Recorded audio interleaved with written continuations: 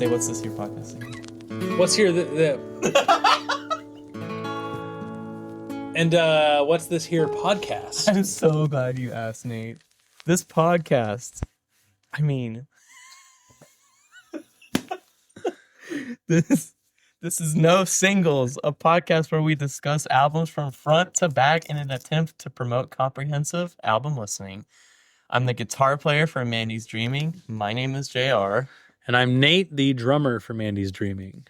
Okay, so for this week's episode, we're doing 2 albums.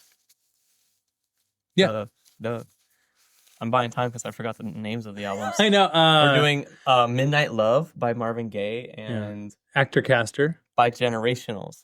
What's your relationship to Marvin Gaye? Wow, wow, wow, wow. Yeah. I feel like that's everyone's intro to him. I get mine is like it was What's Going On. What's going on? That's yeah. That whole album is like I don't know if you've listened to What's Going On. That album is out of this world incredible. That thing is great. It's guaranteed. I know that What's Going On is like, I think it's like in like the top 50 of Rolling Stone's like top 500 albums of all time. Like that album is amazing.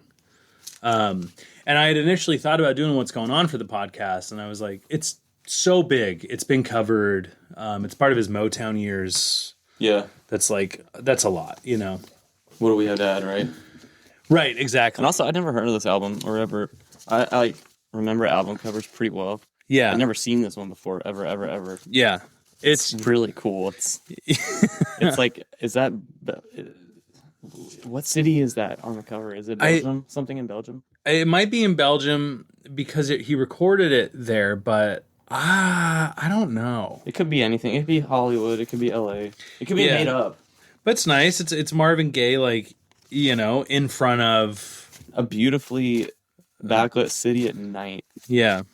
And on the back cover, it's literally the same exact picture on the back of the vinyl, but there's like no lights. It's dawn. Oh yeah. On Discogs, if you click on here, yeah. It's so much easier just to show you really fast. So the front cover. Oh, dude. Is that cool? What a good idea. Yeah, that back cover is great. Yeah. And also, that back cover is the same thing as the front cover. It's just like it's more dimly lit, so you just kind of like, you don't even have to work that hard on making the front and the back too. You know, your work's a little faster. The CBS though on there, the logo. How cool is that? Oh, that's pretty fucking cool. God. It looks like a Pac-Man seed. Vinyls just look so cool. Yeah, so Marvin Gaye. What's your relationship to Marvin Gaye, Nate? Oh, it was just that, like, listen to What's Going On. My mom had What's Going On. And so we would listen to that sometimes at home growing up. And just like during COVID, I kind of like revisited Marvin Gaye and really, really got into his discography for a minute and just like was like, holy shit, this like he's just had such an incredible career. And I used to be really into, when I was like 18, I was like really like getting into music and stuff. I was finding out that Motown, I was like just like all over like Motown history and stuff. And Marvin Gaye is such a big part of it. Yeah, dude, I don't know if you ever have a chance, like the history of Motown is just like incredible on its own as like a little like corner in music history. And then you can branch out from there to like Stevie Wonder and the Temptations and Marvin Gaye and like all these different Where people. does the name Motown come from? I don't know. Oh, I mean, it's in Michigan, but beyond it's that, a place. Yeah, beyond that, I'm sure I knew at one point, but at this point that we're meeting Marvin Gaye in his career for this episode, this is his 16th studio album. Mm-hmm. His previous one having been In Our Lifetime. And so we have to get context for this album, you have to back up a little bit. So Marvin Gaye started off with Motown with Berry Gordy, who's the guy who like runs Motown stuff. Mm-hmm. Starts out with him. He does all of his recordings with him and stuff. He kind of like he reinvents sort of the direction that Motown's going in with What's Going On, where he's like, I want to go more into my like black roots on this album. Yeah. And Berry Gordy's like, people don't want to hear that. They don't want to hear like a protest album. And Marvin Gaye was like, we can like, you know, Motown can go in this direction. Yeah. Anyways, what's going on is huge. It blows up. He kind of like changes the direction that Motown goes in after that. He continues with them and everything. He records a ton of albums under them. He's on top of the world for a while. And then eventually, all of his like back pay to the IRS and stuff starts to catch up with him in like 1980. Mm-hmm. And so he's beginning to lose a lot of money at this point, Marvin Gaye. And he's playing a lot of shows. He winds up fleeing the U.S. He goes to Hawaii at first. Still the U.S. Yeah, still the U.S., but he goes to Hawaii at first to try to like hide out from the IRS. Did you go hang out with your grandma? And he's got and he's got a cocaine addiction that he's feeding while this is happening. So he's like losing money on that. I think he's going through a divorce too. Yeah, with Janice Hunter. Yeah. So all this shit's going on. He's trying to get out. So then eventually he just flees the States entirely. Good for him. Yeah. Goes to Belgium. And tries to lay low there. And while he's there, he's like, I'm going to record an album. So while he's there, then he goes to record In Our Lifetime. And he has a question mark at the end of it because he wants it to be like kind of like a tongue-in-cheek kind of like album title, like, will he like make something incredible like In Our Lifetime question mark kind of thing. So he wants there to be a question mark at the end of it when he first like goes in to record it.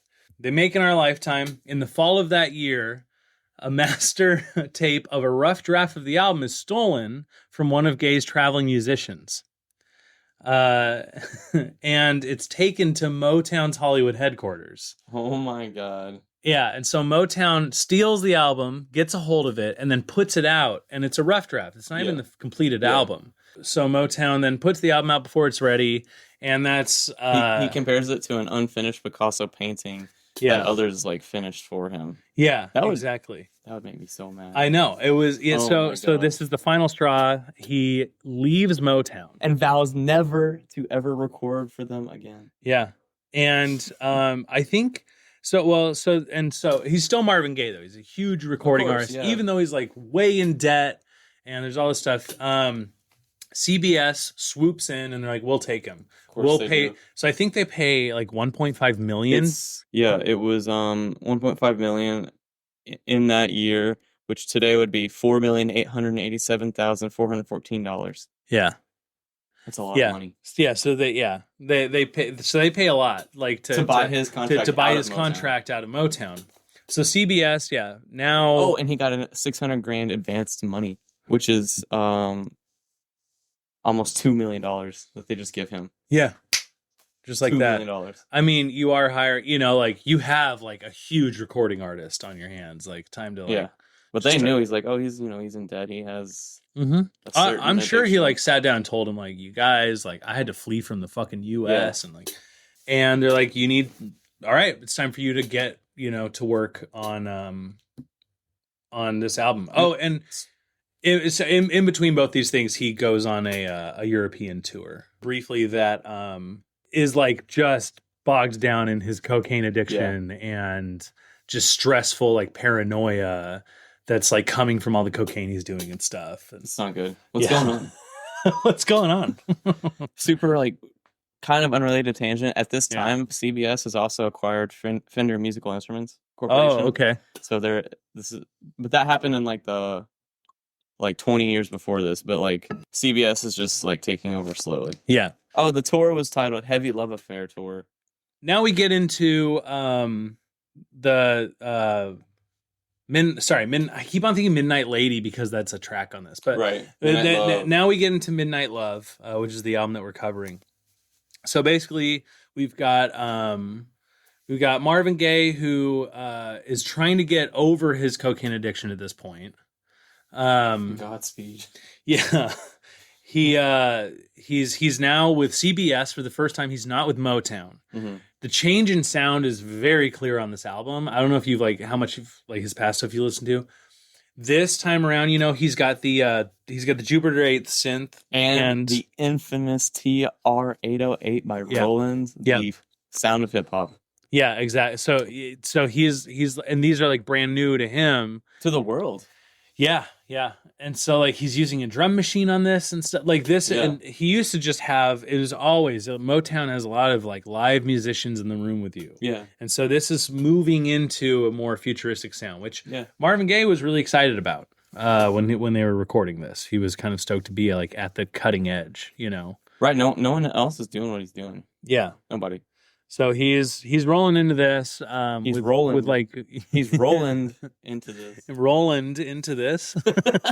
Roland out. God, dude, we're such losers. I know, I'm so nerdy. So they go into the studio. Which one? Well, so Sexual Healing is the first thing that he has written for this, and he actually writes it and thinks to himself, "Oh my God, I just wrote a hit song." And he was correct. He was right. I mean, this is a hit song. Sexual Healing is the only album or the only song I was familiar with on this album. The number of times I have heard people sing this at karaoke bars is like too much. Yeah. Way too much. Way too much. Mainly because like you're going to sing a Marvin Gaye song? I mean, come on. Like Marvin Gaye is like... There's way better songs to sing at karaoke. Yeah. By Marvin Gaye. Right. And his voice is like... you know, is great, and you're singing at the karaoke. Yeah, and you're probably like half lit. Yeah. So Sexual Healing is written and recorded in an apartment in Austin in Belgium. So Marvin Gaye sees S&M comic book type shit on the dude's bookshelf. Oh, yeah. Right, and he's like, this is disgusting. Ritz tells Gaye, you need some sexual healing. And he's like, just write a fucking poem. Yeah, and so that's in the 1985 biography that Ritz wrote about Marvin Gaye. But since then, a million people have said like, that's not the real story. It's this. What is the real story? So that's the thing though, is that they all go, that's not the real story. I'll tell you what it is. And then all their stories are completely different. So I have no idea where the term sexual healing came from, but it sounds like it's rooted in Ritz, Ritz, who's a reporter who works for Rolling Stone, right, makes a comment about sexual healing. Marvin Gaye hears that and then writes the song. He's like, "Oh, that's a money title right there." Yeah, that's like that. That is loosely what everybody agrees on, but everybody's telling of the story is completely different. They weren't there. They don't know shit. Yeah, well, but they all claim that they were there at different instances. So then this is recorded at Studio Katie in Ohain, Belgium. Cool. At Devonshire in Los Angeles, and at Cundon Recorders in Burbank. And at Arco Studios in Munich. Yes. So this thing is all over the place. Yes, mixed somewhere else at Studio Katie, remixed at Devonshire Studios, mastered at Allen Zentz. Like, this shit's all over the place. Yeah, this thing is like everywhere. But they got it out, you know? So, good for them. So Marvin Gaye had actually played with Bob Marley back in the 70s. Cool. But after Bob Marley had passed away, he was like thinking a lot more about him and stuff. And and some of that has influences on this album as well. Because he'd like been immersing himself in reggae, and he'd been reaching back to like the doo-wop days that had There's so much doo-wop on this album. Yeah. I love it. And it had like informed his earlier albums, and he was like, I would like to kind of reach back to that a little bit for this album too, as an influence. But then he was also saying like, but at the same time, I want to be like doing something new like Kraftwerk is doing. Right. So it all kind of like intersects right in here. Early 1980s, you know, John Lennon just died. Like that's like a certain era is like leaving and a new era is kind of coming in. Well, there's some all the 60s hippies left and went to have big office jobs that they got from their parents. The hippies became yuppies. Yep. Yeah, and there's some interview with Pat Smear from Foo Fighters where they're like, "What was the 80s like?" And Pat Smear's like, "You think I can remember?" What a great response. Yeah, and he was in Hollywood in the 80s. So, oh my God. I think that's about it for like ramping up on this. Okay. Is there anything else that you have? Like Marvin Gaye and his guitar player, Gordon Banks, are just in the studio all the time. Yeah. Marvin would sleep in the studio. Oh, yeah. And he would wake up And he'd say, let's write something really quick. And he would write something down and then go back to sleep. So this guy is like living music, right? Yeah. Yeah. You wake up from a slumber and write some lines. And then do some lines.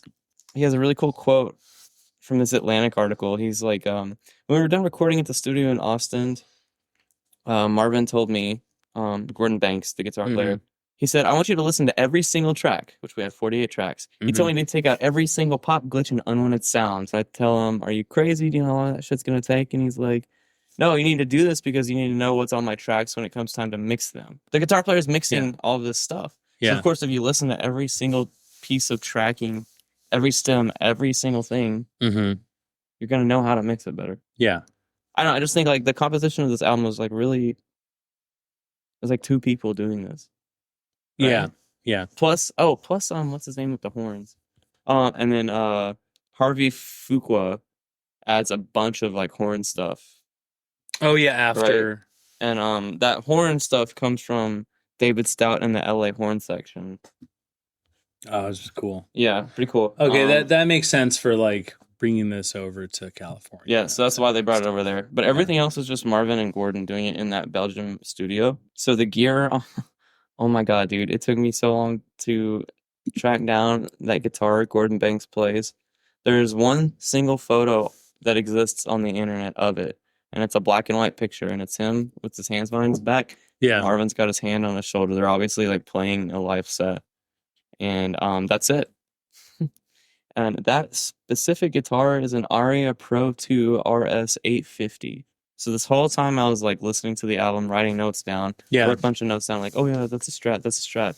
It's not a Strat, it's just like Aria's kind of 80s, late 70s take on a Strat with the same exact pickup. So it sounds like super duper similar. Yeah. I couldn't even tell. Cool. But it looks really cool. It looks very odd. I like this guitar. But that's like all I could find about the gear, other than the Roland and the Jupiter. Yeah. I like the horns, but like that's it. That's like kind of all that's on this album. Yeah. Pretty cool. It's like a minimal arrangement of instruments too. It is. It's so full. It's a lot of layering. Yeah. This is a big old onion album. Yeah. First song, what is it? Midnight Lady? So the song opens up with a cabasa and a Wiro. Okay. A handheld shaker. Yeah. Oh, yeah. And then yeah. And then what do you hear, man? That Jupiter, man. Okay, I got you. Yeah. Oh my God. Someone's still thinking a little bit about Motown. That's funky. Well, that was what I was gonna say.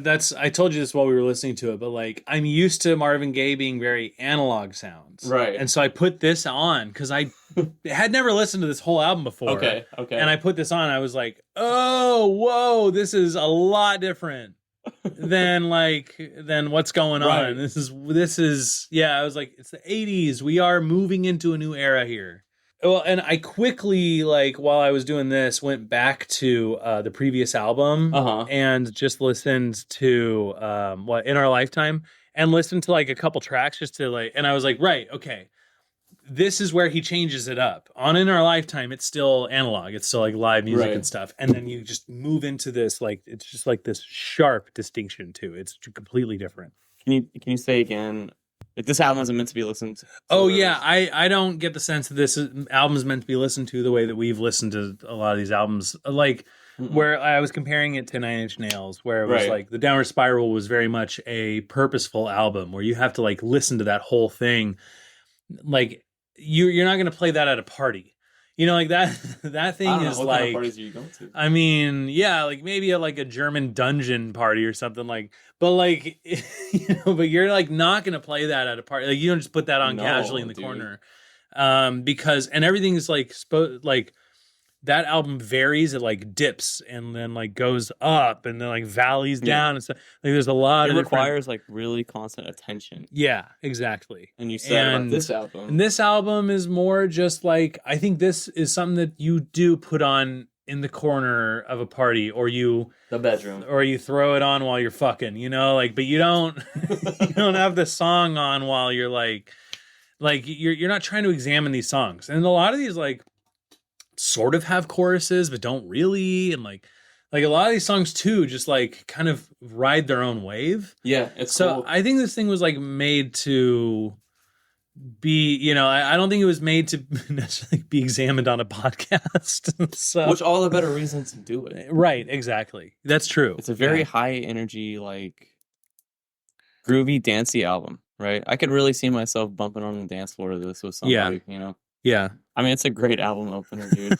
that Jupiter that he has going on in there is fantastic. The horn section is incredible. I mean, very talented. And you told me while we were doing the playback, you were like, dude, imagine getting handed a demo tape of this and being like, okay, now add horns. Yeah. That's really challenging. The horns are filling up so much space on this that I'm like, it's half of the song. Imagining this without those fucking horns is wild. Yeah. So it's just really, I feel like it takes a lot to understand what the song is and how to add in brass. Yeah. That's hard. Yeah. Because it could sound really cheesy and stupid. Oh, but the brass on this is great. If it wasn't on there, it would not. Oh, this would be a weird song. It wouldn't hit. Yeah. The people doing there's a guitar. Gordon Banks is on the guitar. James Gadsden is credited for drums, and Marvin Gaye is credited for drums, synthesizer, bongos, and vocals. Oh, cool. Okay. At 1 minute 49 seconds, there's a great snare. I really like the chord progression through the song. It's unusual. It's weird. I keep expecting something, and he constantly surprises me by going somewhere else. Yeah. For my like rock and roll brain. Exactly. And I really like that. Surprising to like. Yeah. Or the quote unquote choruses that he does. They're weird. Oh, at 2 minutes 17 seconds, there's a really awesome ascending synth noise. Just sounds super glitchy and like. Yeah. You're used to analog Marvin Gaye. Yeah. And you purchase this record and you put on the needle and then you hear that noise. You're probably gonna be like, "Whoa, this is futuristic music." Yeah. Right. Yeah. It's super cool. And key change at 3 minutes and 35 seconds. Always love that. Yep. And I wrote, love the Strat guitar way in the back. Yeah. It's not a Strat, it's an Aria. Which is cool, man. Yeah. Love that guitar in the back. It's layered really well. Yeah. And that drum break. And the way back, he's going like, oh. Yeah. That's very like, it reminds me of like Phil Collins' Tarzan soundtrack. He has some more stuff on this that reminds me of Phil Collins later. Yeah. Great opening track, man. Yeah, it is. It's like off the cuff. This thing is like just flying out. It feels very much like they're like, let's just throw another idea at this song. Sure. Yeah. You know, and they keep on doing it. This is a horny song. Yeah. This is a horny album. Midnight Love. This thing is like, I don't remember his specific lyrics in this, but it like, I just remember like reading them and being like, yep, this whole thing is Marvin Gaye just like, this dude needs a release. Well, he's some sexual healing is what people have said. But I'm like listening to this like, holy shit, this guy just like wants to have sex. He's like a one-track mind kind of thing. Yeah. Do you want to do sexual healing? Yeah. Got a nice little fade out. What do you think of this song, man?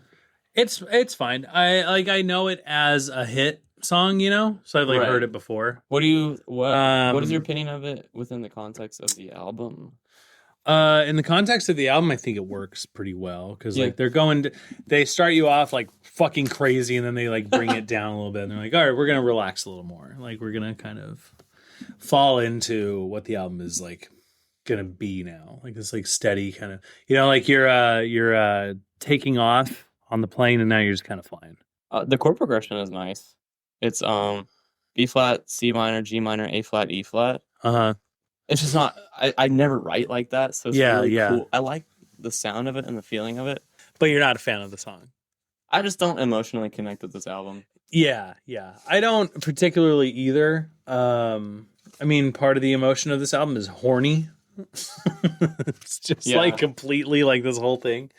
Even the sound, I just don't connect with the sound of it. Yeah.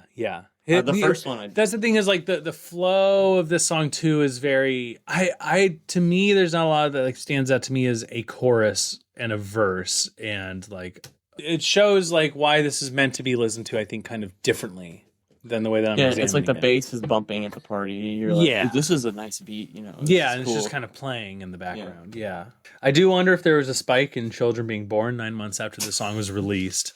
which would be around September. Now. Yeah, around like September or even August of like 1982. Yeah. So if you were born in August or September 1982, guess what? You're one of those. Your parents were fucking to Marvin Gaye. The guitar is fantastic on this song. Oh my god, it is so quacky and situated in the mix so perfectly, and there's a lot going on with that guitar. Mm-hmm. And then his voice. I really, really like his voice on this track. It's fine. Yeah. I was just, even with Let's Get It On, I just was never... Yeah. I was like, oh yeah, Marvin Gaye sounds good. I mean, he's extremely talented. Again, I just don't connect to the sound of his voice. Yeah. Okay, Rockin' After Midnight. This is another good track to throw on in the background. Oh yeah. But it's just, I think this thing is like layered incredibly well. Dude, and it's like, it's mixed really well. Yes. That guitar in there, man. Oh my god, there's two instances, like two parts of the guitar. One's like that super quacky, and the other one is going. Yeah, it sounds like a chicken, right? It's like Chicken Pickin's like cousin. Yeah, it's very cool. Yeah, when that guitar comes in at the beginning, it's like a lot of fun. Oh yeah. They have all. The bass is great too. They have all kinds of shit in here. They have there's a Fender Rhodes on this album also, which is gotta love the Rhodes. They have an organ on specifically this song. There's a crazy tenor and alto saxophone in this song. There's a solo in it. That's by Joe Peskin. Yeah, there's a vibraphone, bells, finger snaps, bongos, tambourine, all by Marvin Gaye. Yeah, he's doing all this shit. Yeah, he's just like throwing it all in. And like, why not? I mean, good for him. The saxophone, the solo at the end is like a lot of fun too. At 1 minute and 38 seconds, there's amazing guitar work. It's like. Yeah. The song itself, I think, is a bit redundant. Yeah. And, I'll be honest. Once Sexual Healing hit, I lost interest in the whole entire album. Yeah. Do you want to go to the next song? Yeah. Till Tomorrow. Okay, so the intro to the song is so fucking cringy. He's whispering and like trying to pick up the listener. Yeah. But then, hey, girl, what you doing? The synth, I don't just. I don't like the bomb, bomb, bomb, bomb, bomb. Yeah. That's like 8th grade trumpet lessons. Yeah. I just don't like it at all. I said my first note on this was, dude is going crazy. He's so horny. The baby, baby, please don't go. It's a nice ascending melody. Yeah, really the standouts are the long sax solo. Yeah. Oh, right before that happens though, it's like a synth that's like and it's going ascending so quickly right into that sax solo, and it's some of the instrumentation on this song is amazing. Yeah, Marvin Gaye does all the synthesizer on this, and then Bobby Stern does that sax solo. Oh, okay.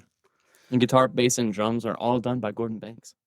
Yeah, and then on the way out, his voice is like, he really picks it up, and his voice kind of like kicks ass on the way out. It really does. He's like kind of like hitting the top of his range. Sounds great. Yeah. Turn on some music. Woo! Another fade out.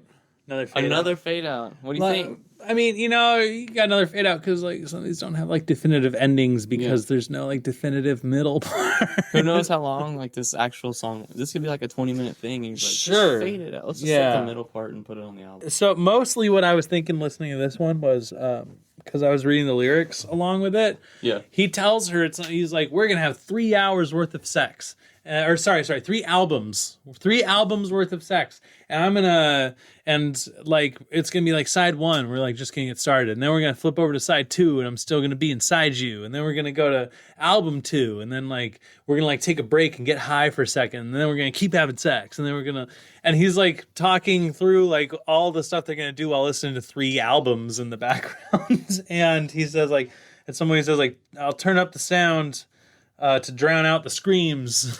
I was like, maybe he's screaming. Are you lovemaking or murdering? Yeah. Like maybe it's because he's like, no, I'm a screamer. I need to turn this up. He's a little self-conscious. Woo! Hey. And then my other note was like, cool horns though. Cool horns on the song. Horns are great. Yeah. The instrumentation is good. I mean, drums, Fender Rhodes, synth, vibraphone, bells, and glockenspiel. Marvin Gaye did. Gordon Banks did the guitar. Okay. Yeah. There's a lot of shit going on. It's just Marvin Gaye doing it all, which is pretty cool. Yeah. And it all kind of like, I mean, it makes a particular feeling. It doesn't really go anywhere. It just fades out. I mean, yeah, for as much as I think neither of us like particularly loves this album, good on Marvin Gaye for like being like, I will play a lot of shit on this thing in the studio. Yeah. Because I had thought about that. I was like, is he writing these songs and then being like, I need everybody to play this for it? But instead, he's going to the studio and he's like playing a lot of the shit himself and being like, this is what the sound is. Yeah. This will be a bit of a theme on the next episode too for the album that I picked for that one. Okay, Third World Girl. Having like harmonica in there amidst a Roland and a synth. That's cool. Yeah, exactly. Bobby Stern did that harmonica part. He's like, third world girl, let me make an offensive right, which derogatory noise. He's talking about like the third he's talking about like girl. reggae and like Jamaica and stuff in this specific. Like this is sort of like an homage to like all of him like listening to reggae and stuff. But yeah, purposefully like calling out third world girl. And I forgot to even look this up. And I was like, is Jamaica even like a third world country? Because I don't think it is. There's a lot of like nonsense lyrics in the song where I'm like, I don't know if this can necessarily be offensive because I'm not sure what he's even talking about for half of it. Right. But I think like the noise at the beginning is I think comparing Jamaica to being a third world country, I think, and just like calling that out is like, I'm like, is that offensive? I don't know. I don't know because like the other thing is that he spent a lot of time in Jamaica and he like loves it there, and so I'm like, or maybe this is the 80s when everybody was just like, yeah, this is what would be referred to as a third world country, and then like there's no like. There's nothing about that like me, like maybe today say like I'm working class, but in 20 years calling somebody working class is like offensive. I don't know. Like I don't know if like the language around this has changed since then. If you know the answer, please write in. Yeah. I'd like to know. What do you think about the instrumentation? There it is. The instrumentation I really like. I love the harmonica on this. Yes. I do like the effects they're putting on his vocals. Oh my god, I'm so glad you wrote that down. Yeah. I do like, I really enjoy that. The beat to this too, absolutely Cupid Shuffle took from this beat. I was listening to it and I was like, this is so familiar. And I was like, oh, this is just sampled on Cupid Shuffle. Kids these days have no idea what Cupid Shuffle is. That wasn't even that long ago. No. In my mind, I was like 20 when that happened or whatever. Like I'm like, that's not that long ago. It was like high school shenanigans. Man, that's fucking weird. There's a lot of wet synth in here. Yeah. It's like very like, you know what I'm saying? Like, I don't even know.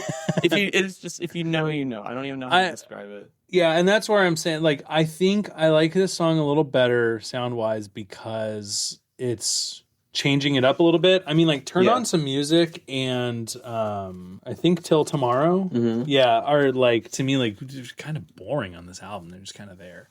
This stands out a little better to me. Sure. Like, oh, okay, you're kind of messing around with things a little more. Yeah. I hear it. There's a synth solo in, like, the last quarter of the song, which is nice. Yeah. So he's like even mixing it up even further by like messing around with the synth. Mm-hmm. Yeah, I think this one just like gets me listening a little more. I think I'm a little more into it. Joy. He starts it off with like on his aria. He goes, "Choo." That's the first thing. You hear. Yeah, right at the start. Yeah, it's super clacky, Stratty-esque sound. Yeah. You go, what did you say? This is the Cosby Show. Yeah, this is the Cosby Show. Just because I don't know if you ever watched the Cosby Show, but like course, the intro song does remind me of this. It sounds like a TV show opener for sure. Yeah, it does. It's a great specifically from the 80s. It's very telling. Yeah, I don't know. Is Joy about this woman? This is actually like one of the least horny songs on this because he like says something about the guitar player being a father too. The guitar player says, he's like, some people say that Joy wasn't about his dad, but I believe that it was. He came from this Pentecostal church upbringing, and it came out on this particular song. He'd always try to fit a church sound in his songs going back to what's going on. Yeah. So, I don't know. I think it is, too, because I think his dad, like, ran something called, like, Joy Ministries or something. Yeah. So I think it is in relation to that, yeah. Sure. He does like refer to a woman in the song a couple times, but he also says something about being a father in here too, and like watching the skies of blue. The tenor sax solo is great. Yes. Again, that's Bobby Stern. Yep. And there's a guitar solo somewhere in here too. Yeah. I didn't mark down where it was. Oh, 3 minutes and 20 seconds. Perfect. Very clean tone. He doesn't overplay it, but it's melodic. This is probably the best guitar work on the whole album. Yeah, dude. That guitar solo is really good. Mark Knopfler-esque. Yes, very much Very bold decision to not put any distortion or overdrive on it at all. It's dry as a towel. It sounds great. It stands way out compared to everything else, and the bass just dances around it. Which is also Gordon Banks. He's playing guitar and bass on this song. I know that you're probably sad, but we have one more song left. I'm ready for it. Sorry, We've got My Love Is Waiting. Fun intro. And then he... Oh, dude, I love his spoken word intro. It's like the end of a concert. Yeah, it's great, but then he ruins it. Yeah, he says, I want to thank our Heavenly Father, Jesus. He's lost me. And then right after he says that thing about Jesus, he goes, I'm coming straight for your love, baby, like a rocket, girl.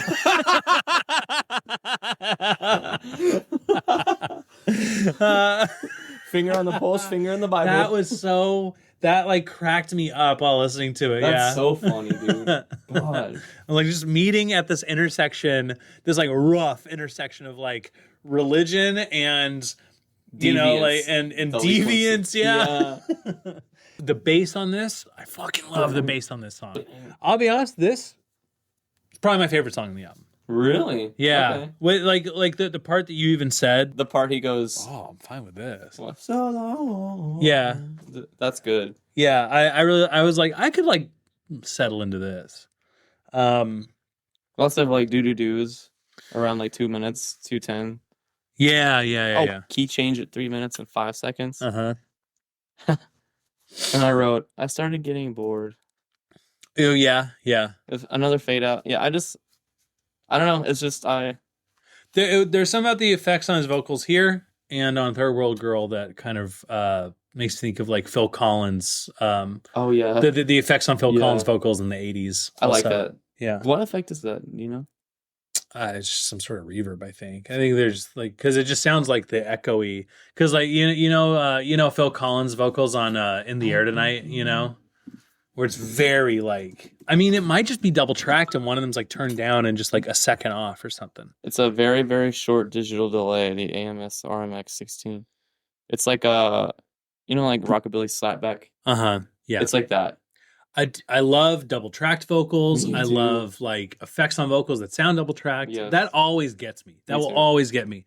John Lennon double tracked his vocal. Yeah, John Lennon always did that, but they did it more tight. I like a more loose one, like on Saturday Night's All Right for Fighting by Elton John, dude. They double track his vocals on there, and it kicks ass. It's so good. It sounds. I love it. I like them tighter. It gives it like a subtle shimmer. Yeah, that's the end of the album. Wait. My Love Is Waiting. This is the only song not written by Marvin Gaye on the whole album. Oh, who wrote it? Gordon Banks. Cool. Yeah, so Banks plays everything except synthesizer and organ. So he does drums, guitar, bass, and the Fender Rhodes. Did Gordon Banks ever do anything on his own? No, he died shortly after. No, I'm sorry. He passed away in like the 2000 somethings, but he just like played gigs and stuff. Wow. But he just kind of like nothing blew up for him. Like it was so hard. I found one picture of the guitar, and there's no confirmation it's on the album, but it's the only possible guitar that could be on the album. Okay. He just doesn't have the notoriety that he deserves. Yeah. Which is really sad, man, because... God, look at him there, dude. It's badass. Yeah, he looks cool, right? Such a cool picture, yeah. He goes on to, like, play gigs and shit, but... Yeah, he died 2 years ago. Yeah. Yeah, because I would love to hear him do something on his own, honestly. But yeah, I mean, I'm looking through his discography right now. He mostly worked with Marvin Gaye, but he got work. He got work. Yeah. That's the most you can hope for. Would you own this on vinyl? No. Neither of us would. I would. No, you wouldn't. Yes, just in case. Just in case Marvin Gaye comes over, I want to be like, oh no, wait, I got your vinyl. Don't worry. He opens the door just now. Sorry, Mr. Gaye. So Marvin Gaye comes out with Midnight Love November 8th, 1982. Mm-hmm. It hits the Billboard charts the week of November 20th, 1982. Wow. Okay. So 12 days later. It enters the charts at number 32. At number 10 that week, we've got, just for a little snapshot of music history at this point in time, we've got Heartlight by Neil Diamond at number 10. Oh, love him. American Fool by John Cougar Mellencamp. Love him. It's Hard by The Who. Love him. The Nylon Curtain by Billy Joel. Love him. Oh, love to hear that. Night and Day by Joe Jackson.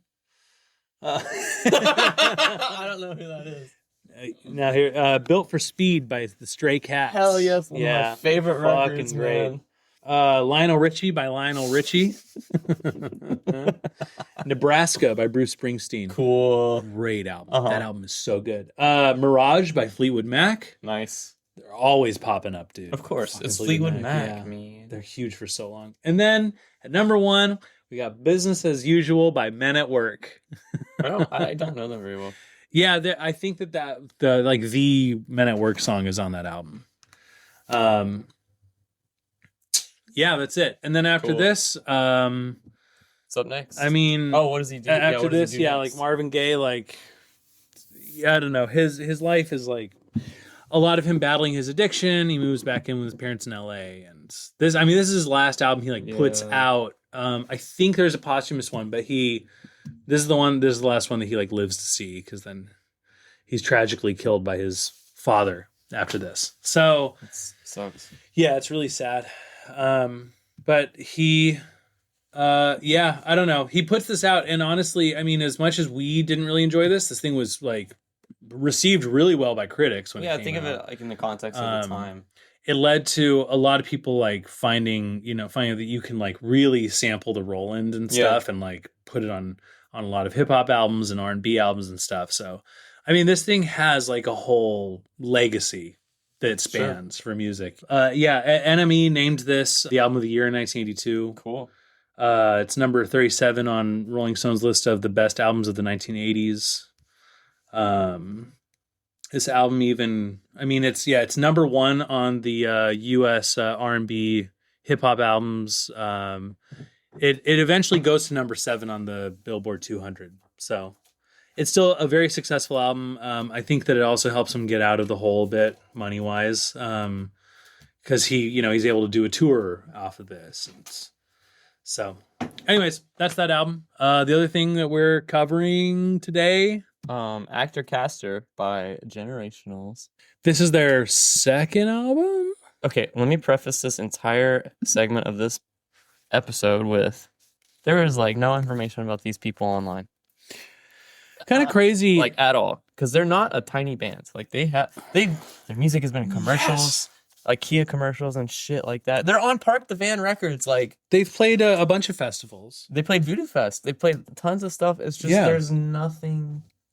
It's kind of wild, because your pick for the next episode, I understand why I can't find very much on them. Yeah, but this is weird. Yeah, but I don't. Yeah, I'm a little surprised. It's the videos of them performing in 2009 and 10. There are members in that video playing these live songs that look similar to the musicians 10 years later. Yeah, there's no information. I know how they get their other band members, but it's who? Yeah, no one wrote anything down about this band, and it's kind of wild. I think it's the first time it's happened on the podcast to this extent. I think so. Yeah, we weren't, because I went through a lot of interviews with them, and I still couldn't find all that much on them. I know. I wish people would ask different questions. Dude, some of these interviewers are so yeah. I was reading this one, and they were doing a record shop interview about why they're picking certain records, and he was like, "What made you procure this particular vinyl?" What a weird. Well, I mean, think of the year and then the hipster culture and that. Sure. Yeah, this is very I don't know. It's just there's a lot of interviewers who will be like, "So your album's coming out." And they're like, "Yep." And then they go, "What's it like playing shows with this album?" And I'm like, "Please ask them about the making of the album." We don't want to know we want to know how the shit's made. Yeah, I want to know the sausage. Yeah, exactly. Show me your sausage, Generationals. Oh, you mean Ted and Grant? Yeah. So this is basically a duo. Dude, it's just a duo. They're from New Orleans, which I used to live there. Nola. in 2015. So it was like kind of around the time they were doing all this stuff. You know, before we get into their story, what's your relationship to Generationals? Oh, sure. It's just the two big songs. I've heard them in commercials and stuff. Yeah. Neither of those songs are on this album. Can't remember what they're called. I don't care. No, this is a great album. Their first one's the best one. Yeah. Con Law. So Con Law. Con Law like launched them. Yeah. And that's why all this stuff. That's why I didn't pick that one. It's their best. Yeah. Their brightest, their most visible, and I wanted something that has like sleeper hits. Like this album has some killer songs on it. This is why I picked that Marvin Gaye album too, because I was like, I don't want the obvious pick. Exactly. So you know them by the two big songs. Probably When They Fight, They Fight, and whatever the other one. I love you, baby. Ooh. Yeah. It's interesting. I was reading some interviews with them, and I think that like because of how quickly that first album took off, I think that they were like, "Oh, cool, we can like get like this whole grand career going and stuff." Because they talked to like filling arenas. They talked to like filling the Superdome, the Mercedes-Benz Superdome. And I was like, "Oh, okay." I was like reading that, and I was like, "It's just crazy because all these years later, nothing." I think they're making money still off of their music career, but like it's really not as big as I thought. I think the cash that they're making would be able to get them a nice studio in Williamsburg. Mm-hmm. And that's it. That's kind of how I see their current career. But we're not talking about their current career right now. No. We're talking about their second album. My relationship with them, my old buddy Jacob Taylor, who was responsible for almost all of the indie music that I've ever heard. Mm-hmm. Jacob showed me this band. It was Jacob's 18th birthday. Cool. And in Johnson City, Tennessee, we went to a place called Cookout. Mm-hmm. This was like this super shitty fast food to get like a hamburger, tater tots, and French fries for like $6. Yeah, I've been to Cookout. Yeah, it's great, right? I've been to the South. You go there when you're plastered. Yeah. And we would take it to the top of the parking garage next door, and there'd be like 15 or 20 of us kids just sitting up there eating Cookout, and like we'd have Jacob's big red truck. The doors were open, and it would be blasting music, super loud. And the night of Jacob's 18th birthday, we did all this, and Jacob queued up, Put a Light On by Generationals. Yeah. It was at nighttime, and it was one of the first times where I thought, oh my God, this is like the nighttime song. Yeah. And it just stuck with me, and I fell in love with this band, and I listened to them forever and always since then, and that was in like 2013. 2013. Yeah, so I started listening to them in 2013. Yeah. Damn, 12 years later. Wow. Oh, wow. Yeah. So, their first album, titled Con Law. Yeah. Super great album. It came out in July 2009. Yep. After that, they had a little EP called Trust. It's got like a rock on the cover or something. Yeah. Came out in November of 2010. And then we're up to Actor Caster. Came out March 29th, 2011. So before Generationals was out there in the world, they were called the Eames era. I don't know what that means. Might be like the Eames, the designer Eames, I think designed furniture. They were from Baton Rouge. But they had some tracks come out, and one of their tracks on their EP, Could Be Anything. It was on an Abercrombie and Fitch website and 2 TV shows, Grey's Anatomy and Falcon Beach. Yeah. And got like tons of radio play on college radio stations. They graduated from LSU, and they released Double Dutch, still under the Eames era. That week that they came out with the album, the tour bus they were in got an accident with a military truck coming home from a photo shoot for the band. And they canceled the tour booked for that year. Wow. It was, which is crazy because that truck was in the area to provide relief for Hurricane Katrina. Oh, wow. Which is really sad. Yeah. This was in October 2005. There's honestly more information about the Eames era than there is Generationals. Right. Yeah, so there's 5 people in Eames era, and then it's really just that they just, like, then the band started to break up because everybody else was like... Yeah, people moved to Chicago. Yeah, they're like, I don't know if I want to pursue music anymore. Yeah. Which is kind of wild because they're, like, doing well. Really good. Yeah. You're winning a South by Southwest contest, right? Your shit's getting played on an MTV reality show. Yeah. I don't know why you would stop. And the band breaks up, so these two, though, Ted Joyner and Grant Whitmer, like, decide to... They keep at it. Just keep at it as a duo. Yeah, they're the homies, and they form the new band. Generationals, when all the Eames era people got super lame. You know where the name Generationals comes from? Yes, I do. I am so glad you asked. It comes from The 2008 presidential debates, they referred to all the hot button topics as generational issues. Yeah, I remember that. Ted and Grant met in a high school biology class. They were partners for the fetal pig dissection. Cool. Which is a cool origin story. Mm-hmm. That was at the Crescent. So you call New Orleans the Crescent City? Mm-hmm. All of the sewer drains in the whole city have a crescent moon on it with some stars. Oh, okay. It's a big deal. They even have like T-shirts of it. Yeah. The two of them make the band, and they make the band. They put out the albums, and they play some shows. They put out the first album. It's like it does really well, and then of course you got to do a follow up. Right, and the follow up was that little EP, but the actual follow up was this album, Actor Caster, a full length. Super good. I know that for a moment they so I don't know who their drummer was on the Trust EP, but they collaborated with her a little bit on the writing, and she just decided to like go her own way after the EP was written though and recorded. So they're like, for a moment we considered like doing like a trio thing, but then she wanted to work on other stuff anyway. So we love a good trio. Yeah, it just went back to them being a duo. So they released it in 2011 under Park the Van Records. Yep. Which, God, I love Park the Van. It was created by Dr. Dog to release their music. Mm-hmm. Based in New Orleans. Joyner is quoted as saying they sometimes play as big as a 7-piece when they're playing around at like Tipitina's or Circle Bar in New Orleans. But normally it's him and Grant and a backing section that consists of 2 or 3 dudes. Sometimes they have a live horn section on stage, but that's only when they can actually like get them. That's the only when they can get them together. Which shows like the level of shows that they're playing, where it's like they can't just be like, we have the label backing us and we have a ton of money and we're just like gonna play a bunch of stuff, and like so you need to have like 8 months free and you're gonna be paid for that time. It's like that's not how it works. They have to like make sure that people are available for the show and then get them, and I'm sure they're paying them, but they're probably not gonna make too much. They are paying them, but not a lot. Yeah.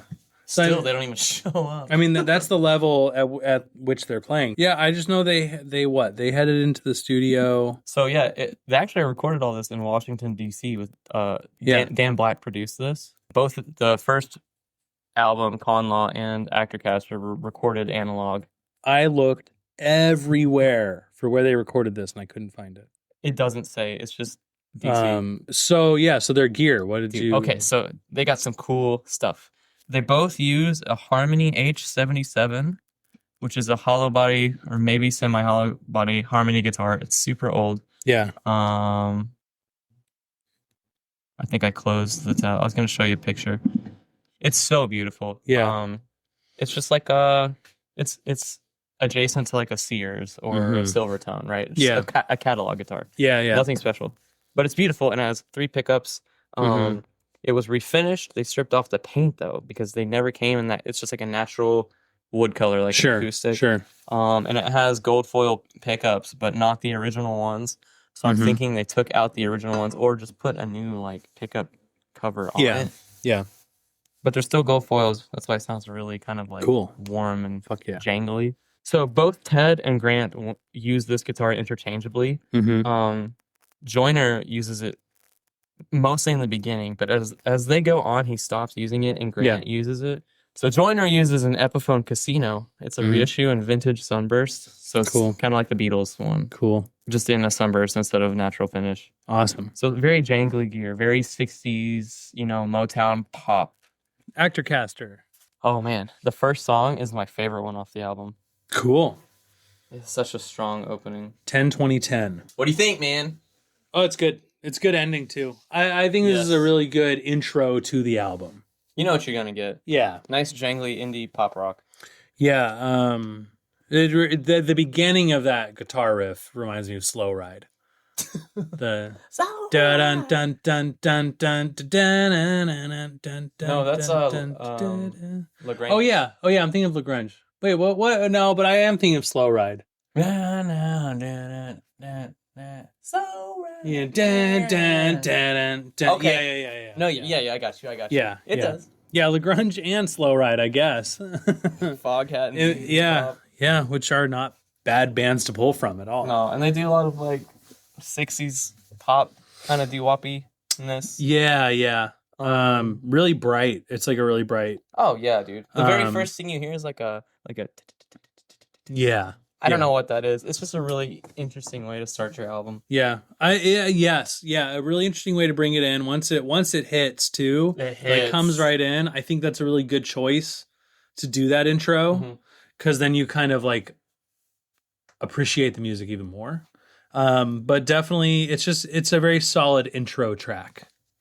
Yeah. It's fast, but not too fast. It's very driving. Great guitar tone. The music video to this song is really weird.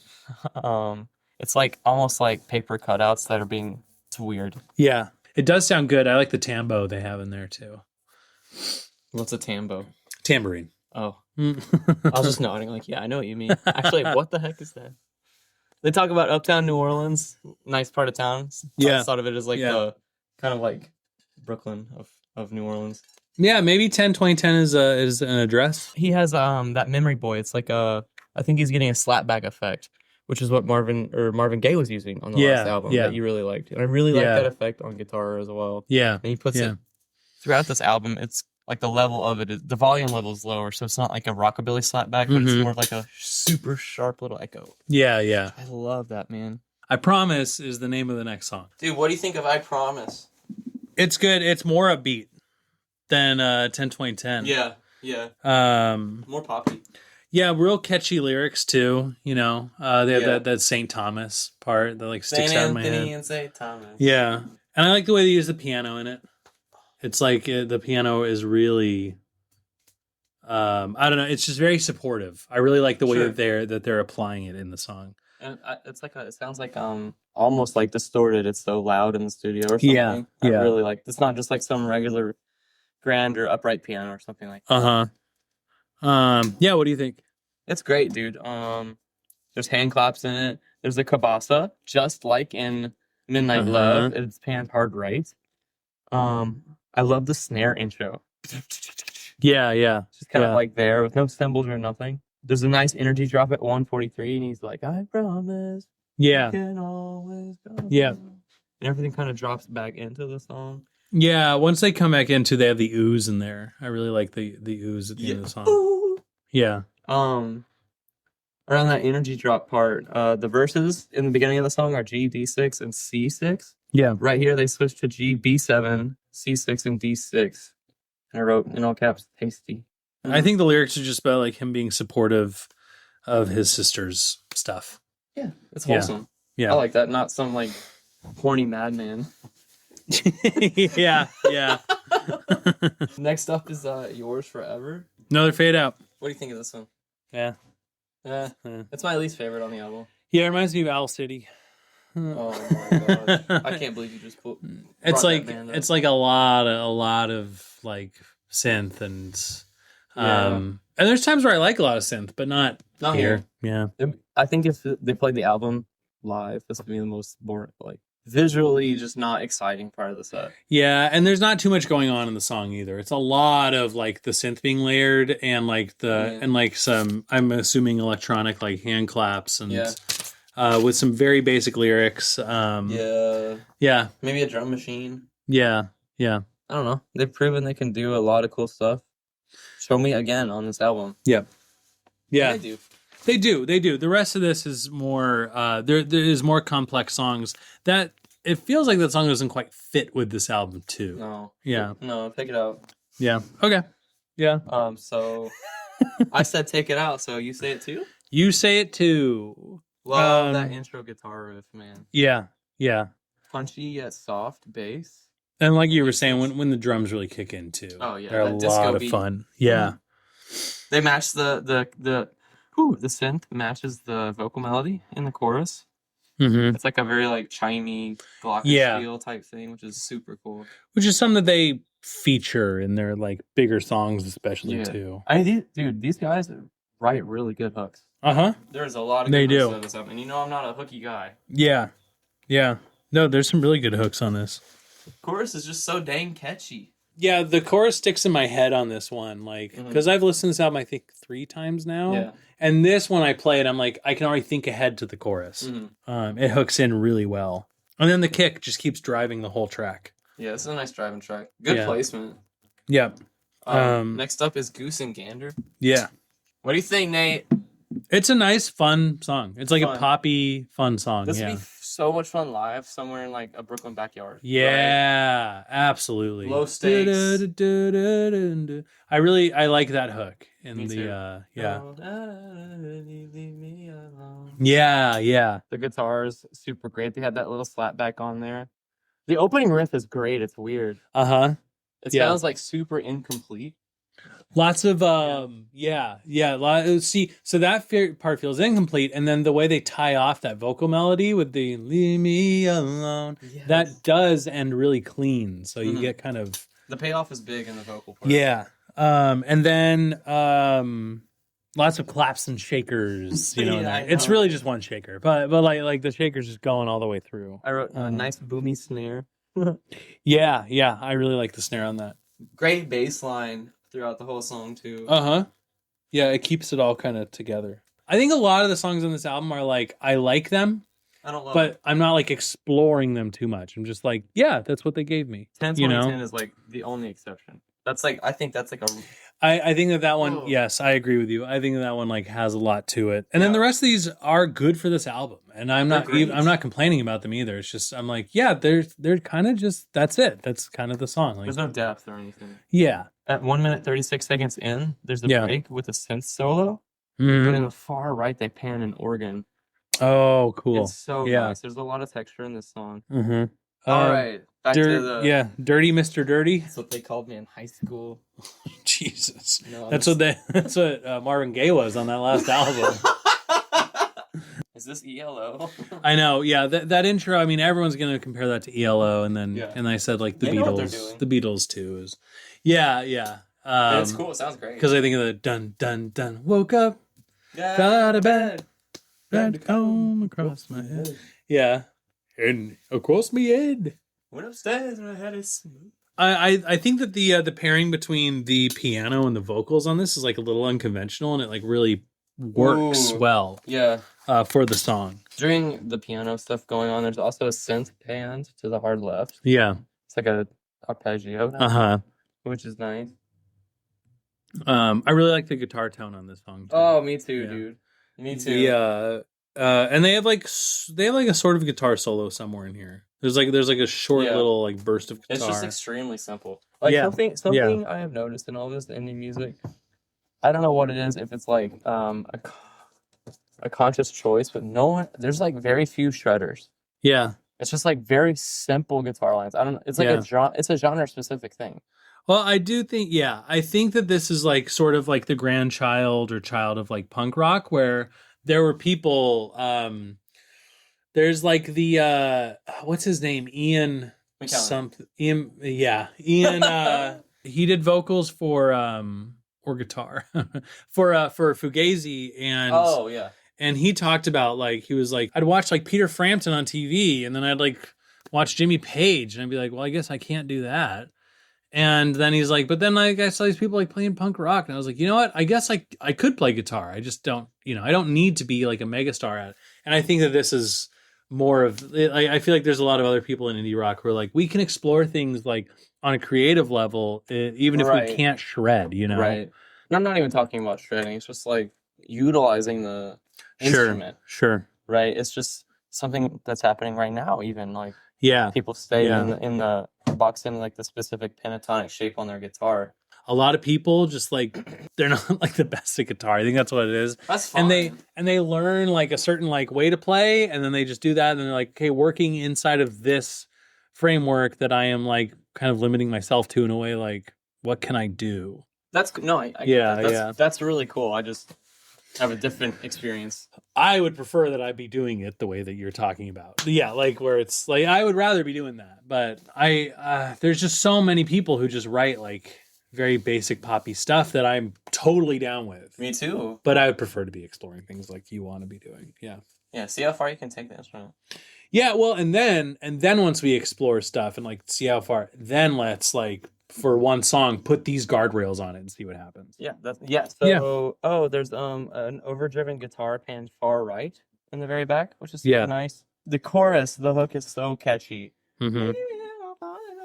Yeah, it is. And then the guitar goes brah, brah, brah. Yeah. Soaked in reverb. It sounds so great. It sounds great. This is like another one that like makes me think back on their first album, you know? Yes. Yeah. Yes, it's like a callback to that. Very catchy lyrics. You said you like the guitar solo in the middle? Yeah, it's like sort of a guitar solo. Yeah. It's just so short. I don't know how much I would count it as one, but yeah. The guitar feature. Yeah, exactly. But it's distorted, but there's a background guitar right in there that's clean, and I think is far more interesting than the solo. Okay.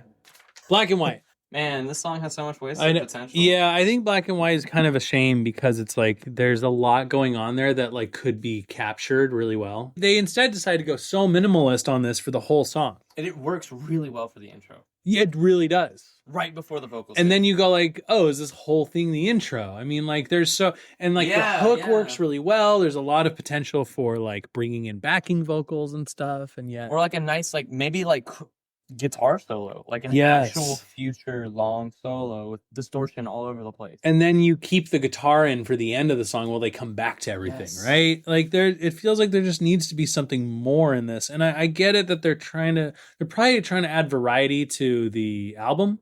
But this song stands out so well on its own with how great the hook is in the vocals that I think they wind up falling short by like not featuring any guitar and like. I think so. Yeah. It has the piano and it has the weird percussion. Yeah. I don't know how they get that sound, but I like it. Yeah. I really like the words though. The vocals have a slap back on it, just like I almost said Richie Havens. What is his name? Marvin Gaye. I was listening to Richie Havens the other day. Oh. Cool. I mean, next song is Tell Me Now. Man, we got a little tiny like parlor type guitar intro. Yeah. I couldn't find any gear information on this. Okay, yeah, because I wondered, well, so then this thing continues too. I'm like, is this guitar, mandolin, ukulele? Like what's on this? It's a parlor guitar. Okay. It's like not a dreadnought style like I have. Okay. Classical than the dreadnought. Yeah. It's smaller. It was just like a smaller guitar. Okay. Yeah, because I'm listening to this and I'm here, like I'm visualizing. I'm like, small guitar. That's why I'm thinking like mandolin, ukulele, because I'm like, this doesn't have like the full sound. Yeah, it's shallower. Okay. It's shallower. And I love the sound of these. Dr. Dog uses them all the time. Yeah, really bright. This is like a brighter song. Yeah. Very come down machine. Yeah. The Strokes. I mean, I'm always here for the Strokes. Me too. I love them. Yeah, but this is it's got a good vocal melody. Once again, I mean, they're great at these vocal melodies. Yeah, in the end, this thing kind of runs a little longer than I'd like it to. Yeah. You mentioned you did not like the bass drum. Oh, at the beginning they have like a programmed in like bass, but it's like really low and there's just too much. The bass note's too low. It feels like it's out of beat, even though they probably programmed it in beat. Yeah, you know what I'm saying. I mean, they may be throwing it in like off tempo on purpose, like to like make something like fun happen there, but it's not fun to me. Yeah, and even it being out of tempo, it doesn't really bother me. It's really just like it's just kind of like there in the back of my headphones. It's not necessary. Yeah. Speaking of the back of the headphones, there's two guitars in each headphone, and they'll like palm mute here and there, switch it up, and they're like on each side, which is nice. Yeah. At 1 minute 18 seconds, there's background guitar melody that's really nice and kind of like atmospheric. It is. Greenleaf, great ending with a little fart. Yeah. No, they end Greenleaf with that boom, boom, boom, boom, boom. Yeah. Yeah. What do you think of the song, Nate? I like it. I really just like how the bass stands out a lot on it. Yeah. Those intro pianos is nice, like high up there on the piano. Yeah. It's like an odd rhythm. I think what you were saying is correct, though. It's a little long. I think this could probably just be 3 minutes. I was thinking 2.5. Shorten this down a little bit. Yeah. I think it's like there's a whole extra minute that doesn't need to be there. Yeah. This album that has very similar parallels to next week's episode. Yeah. My pick. There's a formula that they have. They do this. They cut out the band at a certain time. They come back in and end the song on a.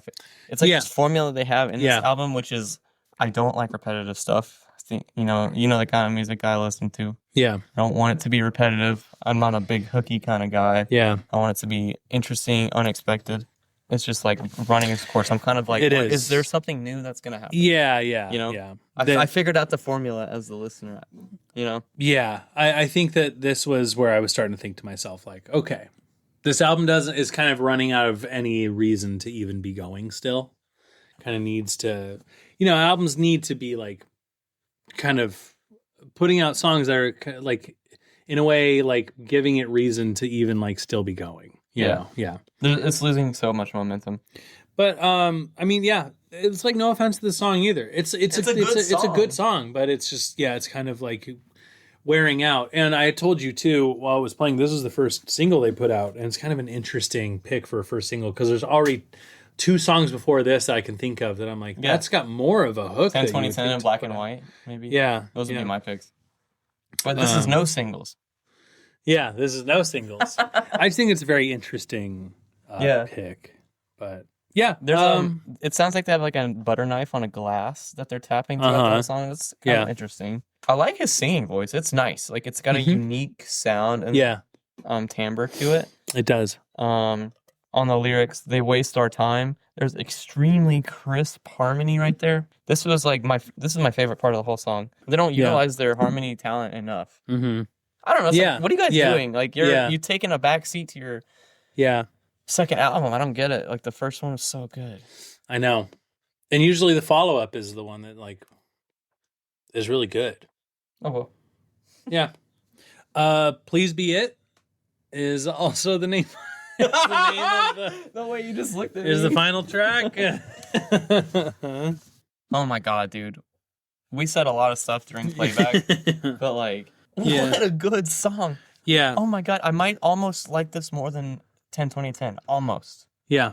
Like it's a companion piece. Like this song is fantastic. Yeah, it's a big standout on the album. I mean, it's a great way to end it. It opens with this like nice chugging guitar that like, it just stands out from like the last few tracks, especially like driving drums. It's got a nice rhythm guitar that's playing in there too. Dude, yeah, it's going at 39 seconds. It's a very brighter, and it plays a couplet like on the one hand, like da-da.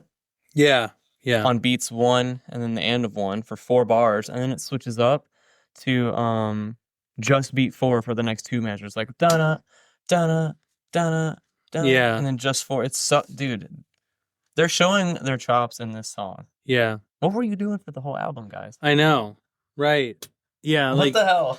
Yeah, because then they switch into that ending of the song that like it ends the album really well. It does. A big slow down, like a big like synth thing, and the drums have that feel. Yeah. And the tempo kicks back in. Yeah. I don't know where they've been this whole time. Like, not doing stuff like that. At 1 minute and 9 seconds, the lead guitar matches the vocals, but it's like kind of like sloppy, messy. It's super nice. Yeah. Some oohs at 1 minute 41 that are panned hard right. Yeah. There's this great guitar solo at 1 minute 55 seconds. Like that's the highlight of the album right there. Yeah. So when they do that switch up at 2 minutes and 42 seconds and the tempo drops, to me that's like a preview to Heza. Like, hey, this is what Heza's gonna sound like. Right. And it like kind of does. Yeah. Their next album. Sorry, yeah. Their next studio album, and then it very slowly fades out. Yeah. And it's a good album ender. I think it really works as an album ender. Seeing it live would be fucking awesome. Yeah, this would be fun live. Oh yeah. Yeah. Would you own this on vinyl? No. Yeah, I wouldn't either. I think it's just I think it feels a little frustrating by the end of it because you're like, this was a really solid song, and I think that you could have like punched up some of the songs on this. Like they could be better. Like because you can tell that they have that much talent that they can like pull it off. I know. So I mean, it's not a bad album. It's just the first song and the last song are all I'm really interested in. I think it's because they start so strong too that you kind of once you're like about midway through, you're like, where are we going right now? Yeah, maybe put 10 2010 like 2/3 of the way and then leave this as last. Yeah. I don't know. That's still such a great album. Because if you don't start it with that though, then you start on like Black and White. You're not putting your best foot first, and then you don't really so I don't know, but I think that they're still a good duo, and I think that they like have a good sound. But absolutely, I will always listen to some of the songs off this album. They go on to do some stuff after the album. Some of their music gets featured on Suits in 2012. Good for them. Other things are featured on the Amazon Kindle for the Amazon Kindle advertisements in the UK and Germany. I don't know, and they just kept releasing records, but they just I don't know, man. Like nothing happened for them, and even they're on polyvinyl with the next album. Yeah, and still like nothing crazy happens, which is I don't think they were swept under the rug. I think that they're still out there playing and stuff. They're just like So it came out March 29, 2011. Okay, so for the week of April 2nd, 2011, it's the week after it came out to give it some time. Yeah. This is out there, so it's what it's competing with out in the world. Right. Yeah. So this never charted, though. All right, so number 200. Number 10, Late Nights and Early Mornings by Marcia Ambrosius. I don't know who that is. Super cool name. Yeah. Give the Drummer Some by Travis Barker. Sure. I don't even know who that is. He was the drummer for Blink-182. Oh, cool. So he's probably got like some like drumming album out. Our enemy, our sworn enemy. Oh, our sworn enemy? Is it the podcast Sworn Enemy? Is it now that's what I call music number 37. Is it 8? It's been on there for 6 weeks. Oh my god. 6 weeks. Garbage on the Billboard. Yeah. At number 7, we have Goodbye Lullaby by Avril Lavigne. Oh, sure. At number 6, we have Never Say Never, the Remixes EP by Justin Bieber. Yep. I remember when that movie came out. That was huge. Yeah. Oh, that was huge. I saw it in theaters with my high school girlfriend. At number 5, it's been on the Billboard for 52 weeks. Ooh. Sigh No More by Mumford & Sons. Right. Good album. Yeah, I like them. Yeah. At number 4, we have Glee, The Music, Season 2, Volume 5. Number 3, Lasers by Lupe Fiasco. When I graduated, during my freshman year of college, at the end of the year, the University of Tennessee had this big thing called Volapalooza. Tennessee Volunteers, Volapalooza. Yeah. It was free to students. It was free to 30,000 students. Lupe Fiasco headlined. Yeah. It was a spectacle. I bet. It was insane. Yeah, I bet. It was insane. Lupe Fiasco was huge. I know, and now he's nowhere. I don't think about Lupe Fiasco ever. No. Number 2 is Endgame by Rise Against. I never got into that kind of rock. I'm over it now. I used to be a big Rise Against person. That's just like Rise Against makes me think of like the XD RAR Tumblr girls. Yes. They did I think like 4 albums in a row that just like kept like capitalizing on each other. This is new on the Billboard too. It just pops up on number 2. Yep. And at number 1, 4 weeks on the chart, 21 by Adele. Oh, right. There she is again. Great album. Yeah, she keeps popping up. Yeah, her and Barbra Streisand, the two of them are just power to. They should team up and do an album. Are these so these albums are in conversation in a way that I think we both like. There's some sort of like casual listening that can be applied to both of them. Still an interesting episode to like I thought it was look over this stuff. Yeah. Or a great pairing, rather. I mean, it's nice to like. We can't like every single album, so it's nice to have some balance within the podcast. Sure. If you're still listening, thanks for holding on. We had a lot of like, not super positive opinions on both of these records. So if you made it this far, thank you. Which I know some people like a hot take more. Yeah, these are hot takes. Also, to our German listeners that have been hanging with us. Thank you, guys. Also, Thank you. To end the episode, shout out to our whoever's listening in Germany. Thank you for listening every week. That means a lot. It's really nice of you. If you can message us, No Singles Podcast on Instagram, so we can just give you a shout out. Yeah, and if you play music, we'll fucking oh my gosh, yeah, have you on. Next week is Craft Spells with Idle Labor and Foo Fighters with The Color and the Shape. Quick album suggestion right at the end here. Frampton Comes Alive, Peter Frampton. Hell yeah. People, Hell, and Angels by Jimi Hendrix. Cool. Yeah. And that's it for us. I'm going to go start my hot girl summer.